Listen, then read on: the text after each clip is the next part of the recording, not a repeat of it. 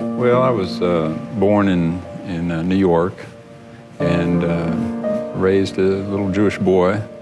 Lived there about 8 years and moved to Florida. Never really knew anything about Christians. But I was singled out and I got beat up quite a few times. And it got so bad that in the 8th grade, the dean of men used to have to pick me up and take me to school because I was getting beaten up on the way and leaving. And, you know, I remember the first time I got beat up and was called a Christ killer. I said, I don't even know who you're talking about. I don't know the man. And so I grew up with this anti-Christian attitude, knowing that the Christians were basically the enemy. But during this time, I was brought up, as I said, Jewish, and I attended the synagogue and Hebrew school and was bar mitzvahed. But there was something missing all the time. And I was fortunate enough to get a football scholarship at the University of Houston.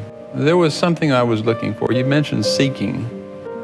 I began to seek after the Lord in a very interesting way. A friend of mine who was had just gotten out of the Marines asked me if I would take him to a church in Houston because he wanted to pray. And I had a car and it was on a Monday night and I said I would take him.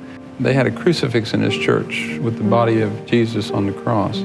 And I looked at this figure hanging on the cross and I began to think about the brokenness of this man. He looked so weak hanging there. And I thought, this man doesn't look like he could represent or be a leader of this wild pack of people that I had encountered all my life that had basically been bullies and terrorists.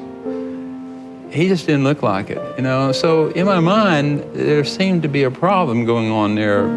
You know, he's supposed to be their leader, but he doesn't look like the kind of person that would be doing that kind of thing. You know, he just looks weak up there, and I began to question whether they were Christians or whether he had anything to do with them. Yes. And I actually began to ask God if this was his son. I said, if he's your son, show me. And it happened. I mean, within the week, I knew who he was, and I got so excited about it. If you're honestly seeking, you're going to find the Lord. Thank you, Yes. God truly loves the world, you know. And God so loved the world that he sent his son. And no matter whether you're Russian or you're a Jew in Miami, he's going to find you. If you're seeking after him, you'll find him.